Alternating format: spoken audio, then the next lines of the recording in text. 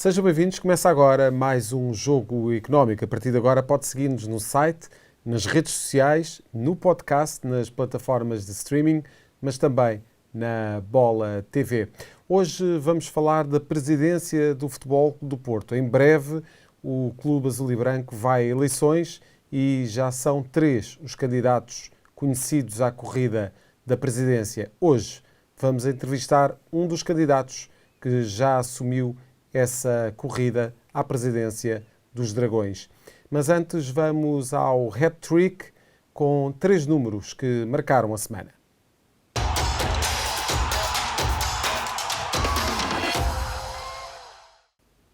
Seguimos para o hat-trick, a análise aos números que marcaram a semana, e nesta edição vamos falar das vendas do Vitória Sport Clube nos últimos 5 anos, também falar do valor de mercado do plantel do Barcelona, em que um treinador português é apontado para ser o treinador na próxima temporada, e vamos falar ainda das candidaturas à presidência do Futebol Clube do Porto, o recordista mundial de recandidaturas ao nível de clubes de futebol. E para essa análise tenho comigo Jorge Faria de Sousa. Muito obrigado, Jorge, pela presença neste Jogo Económico, e vamos falar precisamente do primeiro número deste hat-trick, 76,8 milhões de euros. É precisamente este o valor em vendas que o Vitória Sport Clube fez nos últimos 5 anos, e a verdade é que, Jorge, nós estamos neste programa há uma série de anos a falar das vendas, muitas vezes dos clubes grandes, e de facto pegamos nesses números que são muito mais expressivos, mas temos aqui o Vitória de Guimarães nos últimos anos a fazer um percurso muito interessante ao nível do que é a valorização dos seus ativos. Provavelmente este valor até poderia ser mais expressivo, mas a verdade é que estamos a falar aqui de ativos como a Tapsoba, 20,2 milhões de euros, Bamba, que foi vendido por 8 milhões de euros, André Almeida pelo mesmo valor, Marcos Edwards, 7,7 milhões de euros. Curiosamente, só os 3 primeiros que falei foram vendidos a clubes estrangeiros. Pergunto se este valor é interessante, tendo em conta aquilo que é a realidade do clube, pelo menos nos últimos anos, a capacidade que o clube tem de competir, apesar de muitas mudanças ao nível do que é a política desportiva. Isso tem sido evidente no Vitória. Comentário é que merece estes 76,8 milhões de euros. Antes de mais, obrigado. Cumprimentar todos os que nos estão a seguir agora nas várias plataformas. Eu acho que o Vitória Sport Clube, e se olharmos para os números destes 5 anos, pelo meio houve alterações no plano diretivo. E, portanto, houve eleições para a direção do clube. E não deixa de ser curioso, até com um processo de entrada de um potencial investidor que depois acabou por não se concretizar. Na altura o investidor era o mesmo dono do Aston Villa. Acaba por ser um clube que não deixa de ser... Primeiro, eu acho que era fundamental para o futebol português que o Guimarães se sedimentasse, se conseguisse crescer de uma forma consolidada e de uma forma bem estruturada, porque eu acho, e isso é um tema que muitas vezes falamos aqui, faz falta ao futebol português, clubes, e sobretudo o Vitória Sport Clube, todos sabemos, é um clube especial porque tem massa crítica, tem massa adepta, tem toda uma cidade em torno de si, e olhando para as assistências até e para a receita de bilhética e para a média de assistências no Afonso Henriques, é a seguir aos 3 grandes o estádio com maior capacidade e com maior média de assistências, e portanto isso não leva deixa, muitos adeptos, leva muitos adeptos quer fora, quer ao Afonso Afonso Henriques, e portanto tem toda essa massa crítica em torno do clube. É um clube que tem também ao mesmo tempo muita tradição no futebol de formação, muitos talentos e muitos jogadores de qualidade passaram pela formação do Vitória Sport Clube, e portanto eu acho que precisa claramente de ter, por um lado, estabilidade, por outro, ter uma política desportiva clara, apostar na formação eu acho que é fundamental, embora, e olhando para esses casos, são 4 jogadores que destacamos aqui nestes mais de 70 milhões de euros de transferências, os casos de Tapsoba, do Bamba, também o André Almeida, esse um jovem da formação, e o caso de Marcos Se deu Edwards, muito bem no Valência. que é titular indiscutível hoje em dia no Valência. Operaram também uma outra transferência recentemente, Dani Silva, que vai para o Hellas Verona, mas não deixa de ser sintomático, que vai muito ao encontro daquilo que eu tenho vindo a defender ao longo desde que aqui estamos, que é fundamental para os clubes do futebol português terem uma boa rede de scouting que possa identificar este tipo de jovens talentos, como é o caso de Tapsoba e do próprio Marcos Edwards, para poderem rentabilizar esses ativos, fazer investimentos relativamente baixos, rentabilizar esses ativos e poderem depois esses jogadores protagonizar transferências interessantes. E por outro lado, essa aposta na formação aí protagonizada pelo André Almeida, o próprio Dani Silva. Há outros jogadores da formação a aparecer neste Vitória, que está a fazer uma extraordinária temporada, está ali na luta pelo quarto lugar com o Sporting Clube Braga, com um orçamento muito inferior, e não deixa de ser sintomático que estamos a falar de uma época muito positiva em termos desportivos,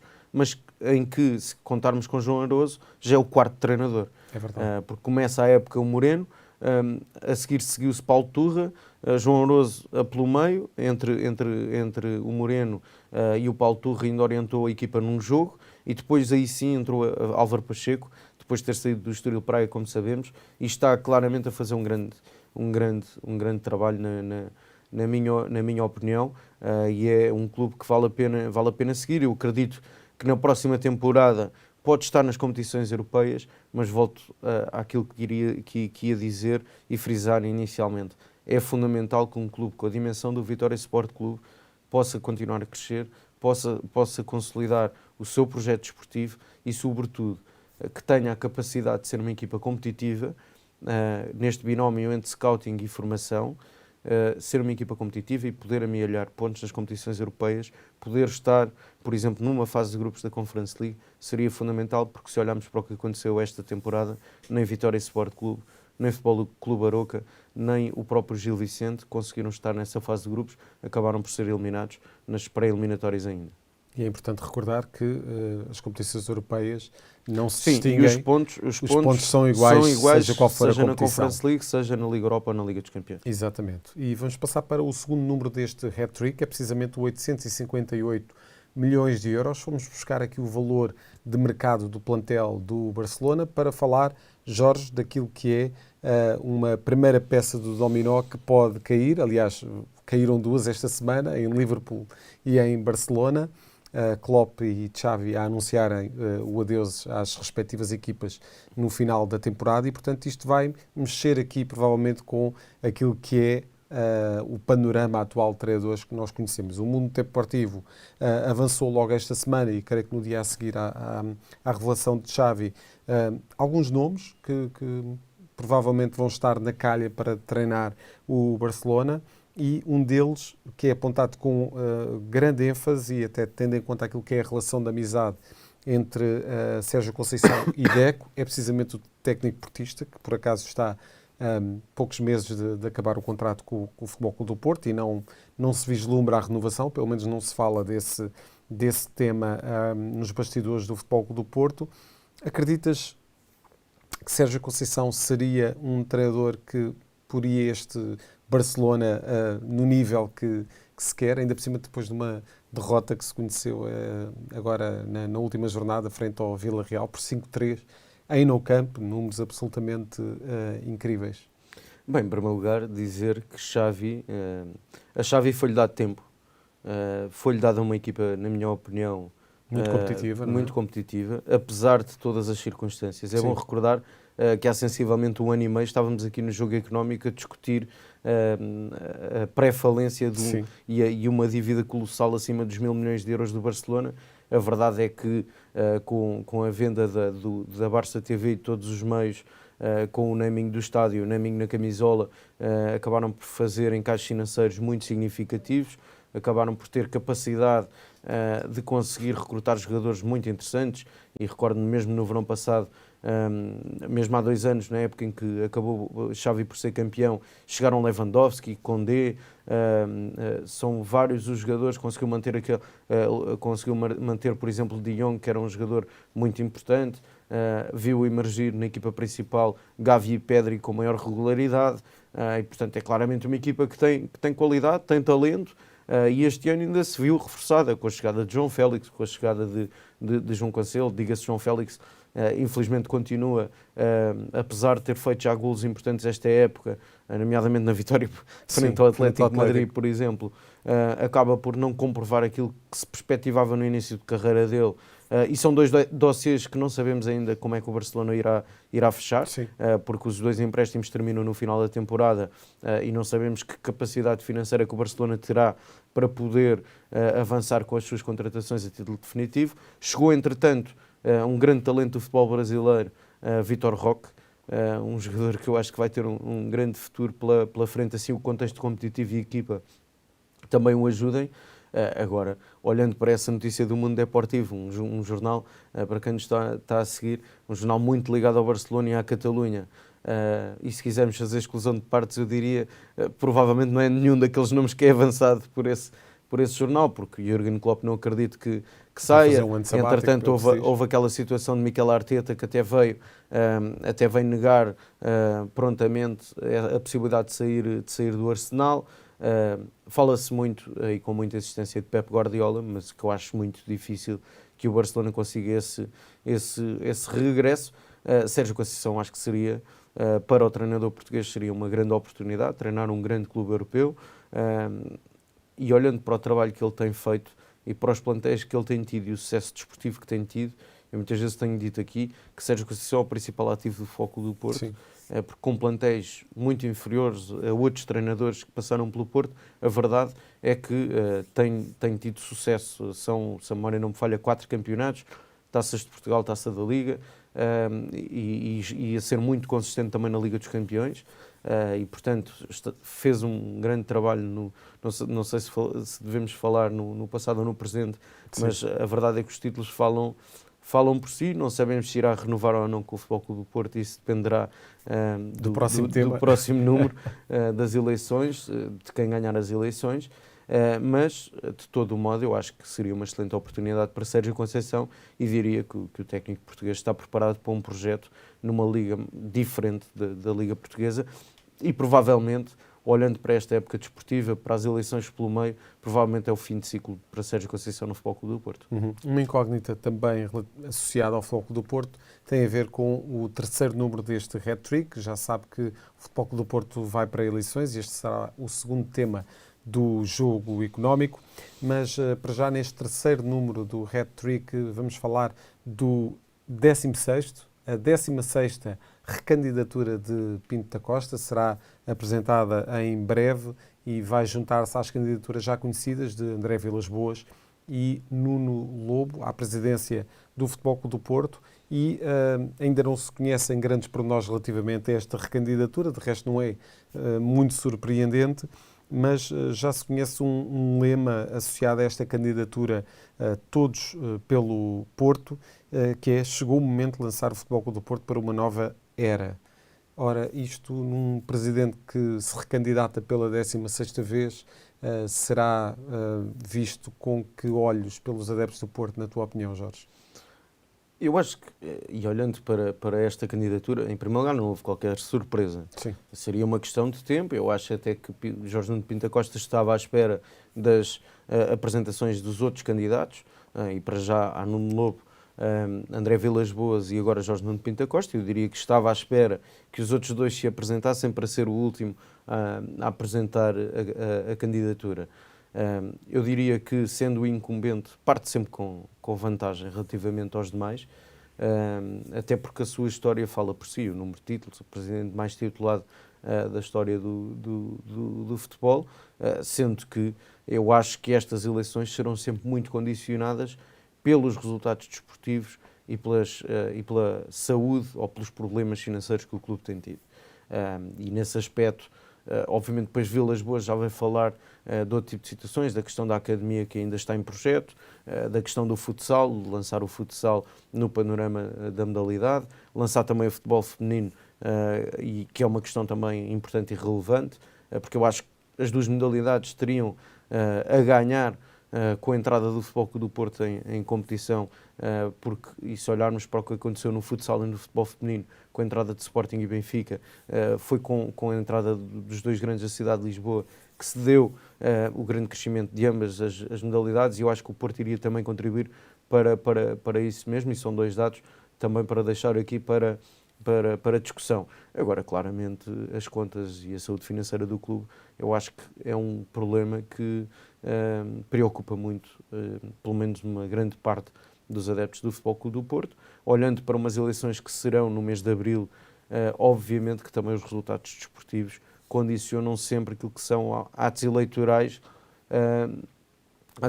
de um clube desportivo, sendo que nessa altura, neste momento, o Futebol Clube do Porto tem ainda a Taça de Portugal, está a 5 pontos da liderança, a 5 pontos do Sporting e a 4 pontos do Benfica, vai ter a Liga dos Campeões frente ao Arsenal nos oitavos de final. Obviamente que os resultados, e chegados a abril, caso o Futebol Clube do Porto esteja ainda a lutar por troféus, é um cenário.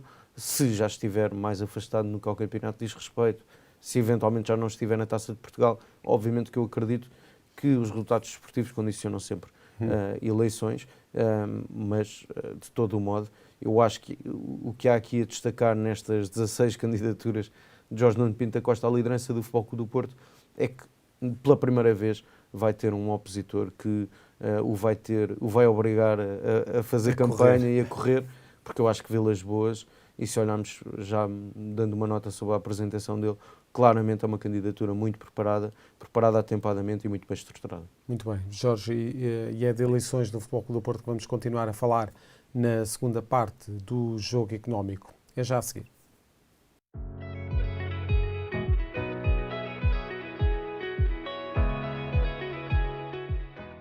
O futuro próximo do Futebol Clube do Porto joga em 100 de Abril e Nuno Lobo protagoniza uma das candidaturas que se propõe a mudar o rumo dos Dragões. Em 2020, o candidato conseguiu perto de 5% dos votos, mas a intenção passa por reforçar este resultado. Nuno Lobo, à semelhança de 2020, agradeço-lhe mais uma vez ter aceito o convite para participar no Jogo Económico e começo precisamente por aqui, por perguntar o que é que o leva a concorrer novamente à presidência do Futebol Clube do Porto e se reforçar estes 5% de 2020, em termos percentuais, o que é que seria esse reforço de resultado eleitoral? Antes de mais, uma boa noite a todos. Agradecer novamente o vosso contacto. Eu respondendo à sua primeira pergunta, eu aqui não estou pelos números ou as percentagens que tive em 2020.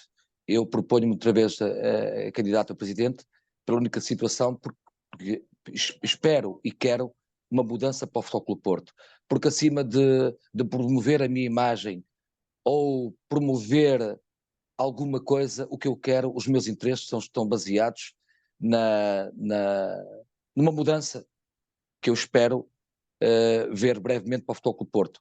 E concordo outra vez porque tudo aquilo que eu propus em 2020, basicamente, eu não vi nestes últimos 4 anos haver essa tal mudança e por isso me proponho outra vez a eleições.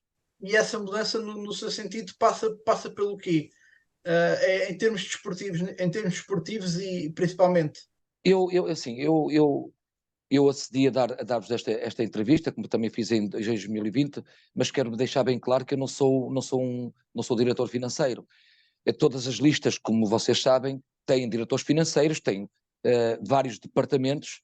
A minha área não é propriamente a área financeira, mas pronto, é claro que se me falarem de outras histórias, que é a minha área, aí estarei mais à vontade, não é?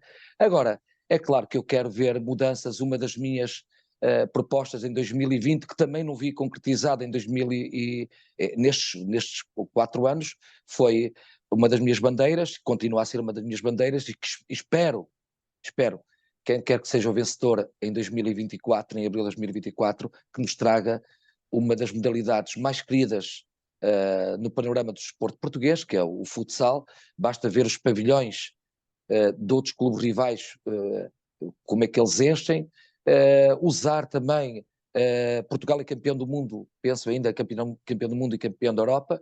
Eu acho que seria de bom tom, e todos os associados, eu sei que todos os associados, independentemente dos quadrantes, aqui defende o presidente, o candidato, o presidente A, B, C ou D, quereria ver o futsal. Claro, quando digo isto, candidato A, penso que o presidente Pinto da Costa nada fez relativamente ao futsal. E há outras modalidades queridas nos adeptos do Futebol Clube do Porto, como dou-lhe um exemplo, o voleibol masculino, temos agora o voleibol feminino, mas o voleibol masculino tantos títulos trouxe ao Futebol Clube do Porto e que acabou inesperadamente. E digo porque uma forma o desporto, aquilo que eu vejo no desporto, é trazer, obviamente, mais gente ao Futebol Clube do Porto, trazer mais sócios, que é uma das nossas propostas.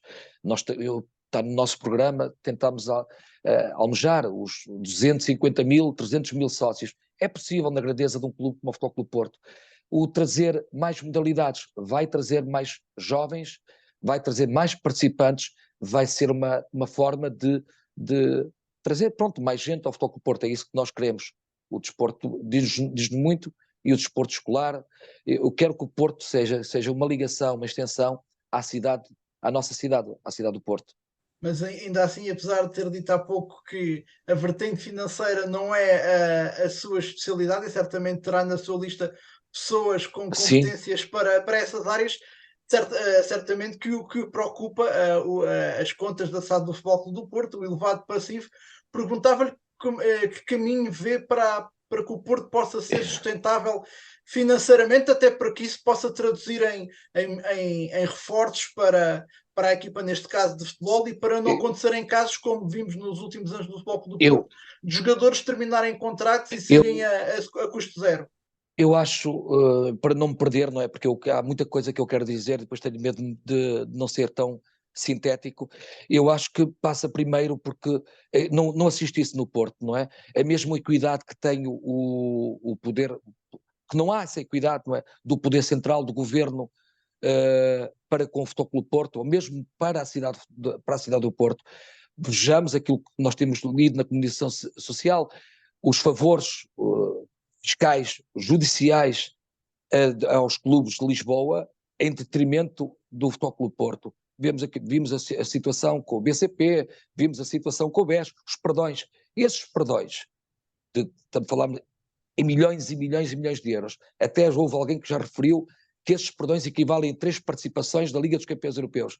Ora, se o Porto, uma das grandes fatias do Futebol Clube do Porto depende da Liga dos Campeões Europeus, imaginem, esses clubes estão 3 anos já à nossa frente. É preciso que haja essa tal equidade que eu peço em relação ao poder central com o Futebol Clube do Porto.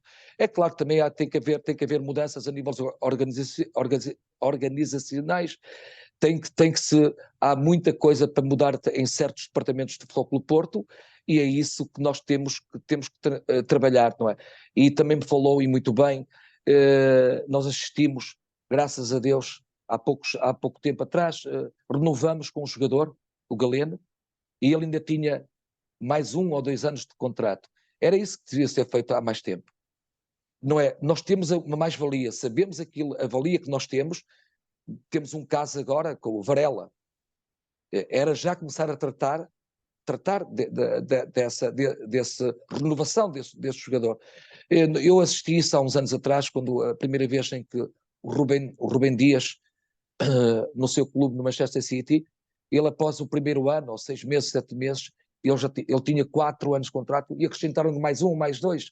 O Porto, para se precaver contra estes grandes tubarões, porque o Porto vai ser sempre um clube vendedor, sempre foi e continuará a ser, o Porto tem que precaver as suas joias.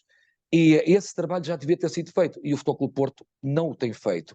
Vejamos todos estes jogadores que têm saído do Futebol Clube do Porto, as joias das coroas, o Fábio Silva, Fábio Vieira, Vitinha e outros jogadores que saíram a custo zero. Nós vamos ter agora outra situação, infelizmente, com Taremi. O Futebol Clube do Porto não trabalhou como devia ser nestas situações, porque é um jogador que infelizmente não vai ter retorno. O Futebol Clube do Porto não vai ter retorno financeiro nem retorno desportivo. É claro que isto é algo que o Futebol Clube do Porto, e estamos a falar em milhões de euros. milhões de euros. Isto servia de certeza absoluta para colmatar este passivo que nós temos. É uma das minhas muitas propostas, passa por aí. Essa sustentabilidade assenta muito na venda de jogadores. Nós não podemos vender o Luís Dias para cumprir, penso eu nessa altura, o fair play financeiro por 40 milhões de euros. Nós vemos clubes rivais a venderem jogadores por 120 milhões de euros. Aí o Futebol Clube do Porto tem estado muito mal, muito mal. Já que falamos em fins de contrato, preocupa o facto de Sérgio Conceição estar a 6 meses de terminar o contrato com o Futebol Clube do Porto e ainda não só ouvir falar numa renovação com o técnico, ou acha que isso está muito também dependente daquilo que podem ser os resultados eleitorais de abril? Eu sinceramente não sei o que é que o Sérgio Conceição está a pensar nesta altura. Eu não sei se... Eu acho que uma época começa-se a preparar, penso eu a próxima época já se começa a preparar a partir desta altura, e tenho a certeza que, como estas eleições e os candidatos que se apresentam, que se perfilam a essas eleições, acho que pesará na decisão de Sérgio Conceição. Eu, como candidato e ganhando estas eleições, é claro que o meu treinador eleito é Sérgio Conceição, porque me revejo no trabalho dele, revejo na atitude que ele tem em campo, na defesa que ele tem, na defesa dos interesses do Futebol Clube do Porto. Eu sinto que o Sérgio Conceição é o treinador adepto, e isso agrada-me imenso, que eu também muitas vezes digo que sou o candidato a presidente adepto, porque eu não consigo dissociar essa imagem de adepto, porque tem que ser assim, porque eu amo o Futebol Clube do Porto e não vou deixar de ser adepto do Futebol Clube do Porto, porque um candidato, ou um dia que se for presidente do Futebol Clube do Porto, deixar de ser adepto. E acho que passará por aí a decisão de Sérgio Conceição. Agora é claro que ficaria muito feliz que Sérgio Conceição assinasse quanto antes. Mas em relação naquilo que diz respeito ao futebol, acha que este Futebol Clube do Porto, até pelas 7 épocas que Sérgio Conceição leva enquanto treinador do clube, é um Futebol Clube do Porto que está muito mais dependente de Sérgio Conceição do que Sérgio Conceição está dependente do Futebol Clube do Porto em termos de futuro? Eu acho que as duas coisas se ligam. Acho que o Sérgio Conceição é muito feliz no Futebol Clube do Porto, o Futebol Clube do Porto é muito feliz por ter Sérgio Conceição, e acho, é claro, que Sérgio Conceição é visto como se calhar o elo mais forte nesta ligação, porque o Sérgio Conceição, não me esqueço, ninguém vai esquecer, o Sérgio Conceição, o primeiro ano de trabalho dele, está a ver, sem grandes investimentos, foi buscar jogador A, B, C, D a clubes, os jogadores estavam emprestados, e o Sérgio Conceição conseguiu fazer uma coisa inacreditável. O Benfica com um poderio enorme a nível de equipa, de valores, e o Futebol Clube do Porto conseguiu tirar o pentacampeonato ao Benfica. E é uma das coisas que também falta, acho que falta um bocado de scouting também no Futebol Clube do Porto. Quando digo falta muito scouting. Eu vejo jogadores, outras equipas portuguesas a buscar jogadores, mesmo ao campeonato nacional, e depois estarem a vendê-los por 20, 30, 40, 50 milhões. E isso também tem faltado ao Futebol Clube do Porto, essa análise estratégica, incisiva, e o Futebol Clube do Porto também tem falhado muito nisso, a meu ver. Agora, eu acho que o Sérgio Conceição tem, e o Futebol Clube do Porto, graças a Deus, ultimamente, tem feito, o Sérgio Conceição, não sei, mudou desde a saída de Taremi, o Porto mudou um bocado o estilo de jogar, não é? As exibições convencem-nos, os resultados provam-no, e acho que o Sérgio Conceição, penso eu, terá tudo, tem tudo para que continue, espero eu, continue no Futebol Clube do Porto. Vamos ver, vamos aguardar. Espero que não sejam as eleições que o vão decidir por outro rumo. Acha que então, sem ser as eleições, a eventual não conquista do título e 7 anos à frente do Futebol Clube do Porto, até porque não é muito comum em Portugal vermos um técnico estar muito tempo à frente do mesmo clube, esse Eh, desgaste e a eventual não conquista do título poderá levar a que Sérgio Eu Conceição saia no não, final da época, independentemente de quem ganha as eleições. sinceramente não consigo responder a isso. O que eu sei é que há muita gente, muito barulho, não é?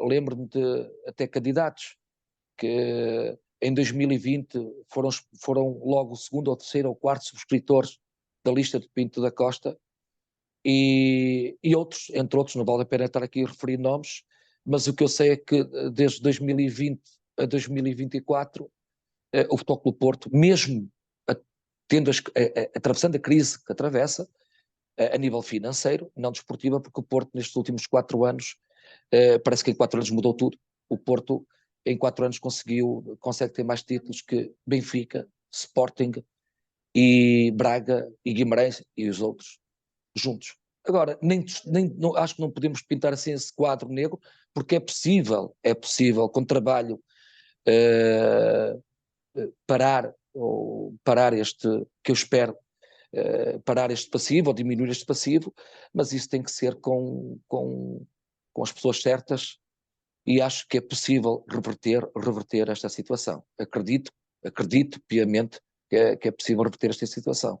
Nuno, temos aqui mais 5 minutos para a nossa conversa e há um tema que marca esta semana no Futebol Clube do Porto, que é estas detenções dos líderes da claque do Futebol Clube do Porto e elementos ligados à claque do Futebol Clube do Porto.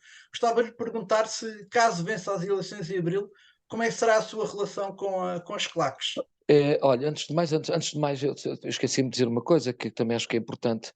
A minha promessa também passa porque nunca, se um dia estiver à frente do Futebol Clube do Porto, nunca irei trazer um investidor, ou esses investidores árabes, ou tentar vender o meu clube. Nós temos o caso recente do Abramovich, a saída do Chelsea, e vemos hoje como é que o Chelsea está. Há clubes que se deram muito mal com esses investimentos e a venda, já ouvi falar que se calhar o clube pertencer ao estádio até passar para a área da SAD, eu vejo isso com muitos maus olhos. Respondendo àquilo que me perguntou, eu já referi em vários órgãos de comunicação social, eh, aquilo que saiu de manhã na comunicação social foi que, em base do sucedido na primeira Assembleia Geral, foram detidos 10, 11, 12 pessoas. Agora, eu questiono-me e fiquei estupefacto, incrédulo, como é que a primeira Assembleia Geral, que houve atritos, esses atritos, essas escaramuças, passaram nas televisões, porque muita gente filmou aquilo. Agora, eu estive presente nessa Assembleia Geral, não entrei, aconselhado por alguns sócios, e para também não criar ali situações ou aproveitamentos para mim, o que é que acontece? Eu não vi ambulâncias, eu não vi intervenção policial, não vi nada disso. Agora, já vi outras situações em Assembleias Gerais de outros clubes, como vi um presidente a apertar o pescoço a um sócio, cadeiras pelo ar, isto está na internet, basta verem, ou aquele lamentável, triste episódio que marcou o futebol português em Alcochete. Eu não vi nada disso. Agora, repudio, e é público, o que se passou naquela Assembleia Geral. Tanto é que depois tivemos uma prova passada uma semana, acho eu, uma semana, 2 semanas, tivemos uma segunda Assembleia Geral em que tudo decorreu às mil maravilhas, decorreu à moda do Porto, em paz, em harmonia, todos os sócios puderam falar aquilo que quiseram, não houve cortes de liberdade, foi uma Assembleia dentro do espírito da democracia. É isso é que o futebol de Porto, na realidade, é. Agora, eu acho estranho, continuo a dizer que acho estranho que seja por essa situação do que se passou na Assembleia Geral, se tenha detido esta gente toda, não sei, aquilo que eu li e consta na comunicação social, e por isso eu estou estupefacto, e ainda para mais os timings, não é? Estamos a 2 meses, à volta de 2 meses de um período de eleições, que o Porto tão importantes para a vida do Futebol Clube do Porto, como é em todos os clubes, e acho muito estranho este alarido todo, mas pronto, é o que é, compete isso às entidades pessoais e depois temos que ver se há culpabilidade ou quem são os culpados, que se faça justiça. Mas em relação à sua ligação com as claques, se for ele perdente, será, continuará a haver uma proximidade com as claques ou tentará estabelecer aqui algum tipo de limites e de regras, por assim dizer? Obviamente, há coisas que eu não vou estar agora aqui a falar, eu peço desculpa, há coisas que eu não concordo, não subscrevo, que se passam. Falo no caso do Futebol Clube Porto, não é? O Futebol Clube Porto tem uma claque legal, ao contrário de outros clubes, tem uma claque legalizada, o Futebol Clube Porto assume essa claque, não a esconde, ao contrário de outros clubes. Agora, é claro que as coisas têm que ser reestruturadas. Há coisas que se passam que eu não gosto, há coisas boas, porque nós só olhamos, infelizmente, às coisas más. Nós temos visto e vemos isso por este campeonato fora, e não só. Além fronteiras, quando o Futebol Clube do Porto desloca ao estrangeiro, não temos um único problema. Aqui o que interessa e o que tem que ser defendido é o nome desta instituição. E é isso que eu quero falar agora. Não venho para a praça pública apelidar, adjetivar a Claques Pedragões com o nome A, B, C e D. Primeiro, antes de tudo, sentar-me à mesa com eles, tanto com o coletivo como com os Pedragões, e delinear-se numa estratégia que sirva aos interesses unicamente do Futebol Clube do Porto. Porque eles não vamos só pegamos naquilo que está mal, não. Olhar também para as coisas boas que estes adeptos fantásticos fazem pelo Futebol Clube do Porto. O último jogo em Faro foram incansáveis, não só as claques, como os adeptos tocaram ao estádio São Luís em Faro, foi fantástico. É isso que eu quero continuar a ter. Agora, há coisas que nós temos que sentar à mesa e dizer, há coisas que eu não concordo aqui. E tem que ser falado. Não é nas redes sociais, não é na comunicação social, sentar à mesa e debater o que interessa ao Futebol Clube do Porto. Aquilo que interessa é defender o bom nome do Futebol Clube do Porto. Muito bem, Nuno Lombo, mais uma vez obrigado pela sua participação, por ter aceito o nosso Eu é que convite agradeço. para participar neste jogo económico e desejo toda a sorte nesta candidatura às Muito eleições obrigado. presidenciais do Futebol Clube do Porto e certamente voltaremos a falar numa próxima oportunidade. Ok, eu que agradeço o vosso convite. Muito bom trabalho, continuação de bom trabalho para vocês e obrigado. Muito obrigado. Obrigado. Já a seguir, na terceira parte, não perca as escolhas da semana. Estamos de volta para a terceira parte deste jogo económico e para as escolhas da semana. O Jorge Faria de Sousa traz-nos nesta edição o protagonista Jürgen Klopp. Sim, Jürgen Klopp, por tudo o que fez pelo Liverpool, mas também pela forma como saiu. Eu diria que seria muito mais fácil para Klopp sair na última época, onde efetivamente os resultados desportivos e a forma como até o futebol jogado, praticado pela equipa, provavelmente foi a pior época nestes 9 anos. Parecia claramente um Klopp em fim de ciclo, não é? Sim, o ano passado. Se calhar os adeptos do Liverpool esperariam que tivesse saído no final da última temporada. A verdade é que depois de uma temporada muito abaixo das expectativas, onde de resto não se qualificou, por exemplo, para a Liga dos Campeões, está na Liga Europa, acaba por conseguir reconstruir a equipa, viu seus jogadores que foram muito importantes neste ciclo de 9 anos, viu entrar novos jogadores, Szoboszlai, por exemplo, Gravenberch, e tem vindo a emergir outros jogadores que já lá estavam, mas claramente a tornarem-se mais precisavam importantes de ainda. tempo, não é? Luís Dias, Diogo Jota está a fazer uma época extraordinária, apesar de ter tido já pelo meio uma lesão. Sobre o próprio Darwin Núñez. Darwin Núñez também a crescer de rendimento neste contexto, e a verdade é que me parece que, olhando para este fim de ciclo, dar essa primeira nota que me parece relevante. Depois foi um trajeto, e a gratidão dos adeptos, foi um trajeto histórico, e a gratidão dos adeptos acho que ficaram muito marcadas para quem está a seguir, que vai ver aquele minuto inicial, aquele You'll Never Walk Alone em Anfield no último fim de semana, no jogo para a taça de Inglaterra frente ao Norwich, onde os adeptos do Liverpool o homenagearam, e obviamente foi um momento especial, acredito eu, para Jürgen Klopp, mas pelo meio ficou uma Liga dos Campeões, o Mundial de Clubes, a Premier League, que era o troféu mais desejado pelo Liverpool, mais de 30 anos depois. E que se pode Chegou repetir este ano. pelo meio, chegou ainda chegou sempre longe na Liga dos Campeões, disputou até ao final, de resto disputou outra final da Liga dos Campeões com o Real Madrid. Pelo meio chegou a ter campeonatos discutidos até ao último ponto, até à última jornada com o City de Guardiola. Guardiola que curiosamente veio admitir que foi o rival mais difícil que teve enquanto treinador. Agora acho que foi um trajeto, independentemente do desfecho desta temporada desportiva 23-24, neste fim de ciclo, a verdade é que foi uma trajetória absolutamente extraordinária de Klopp na liderança do Liverpool. O que disse foi que irá Não fazer tinha mesmo uma energia pausa. e vai fazer um ano Vai sabático. fazer mesmo uma pausa na sua carreira enquanto treinador. Acho que será um treinador que fará falta ao futebol europeu. Vamos passar para o teu número desta semana, que é o 54. Sim, 54, porque já o tinha destacado aqui o handball português no Campeonato da Europa. A verdade é que acabaram por não conseguir a melhor classificação de sempre. Portugal ficou no 7º lugar, ainda assim deu acesso ao torneio pré-olímpico, onde irão defrontar a Tunísia, a Noruega e a Hungria, se a memória não me falha.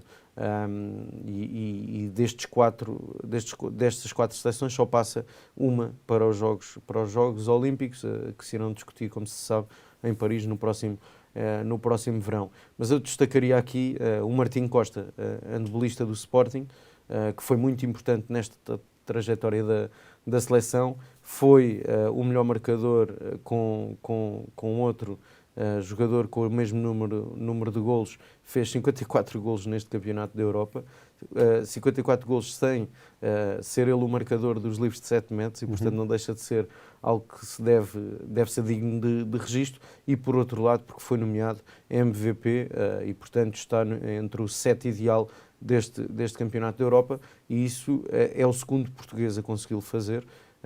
O outro português tinha sido Carlos Rezende há mais de 2 décadas, e portanto o Martim aqui acho que merece este destaque individual.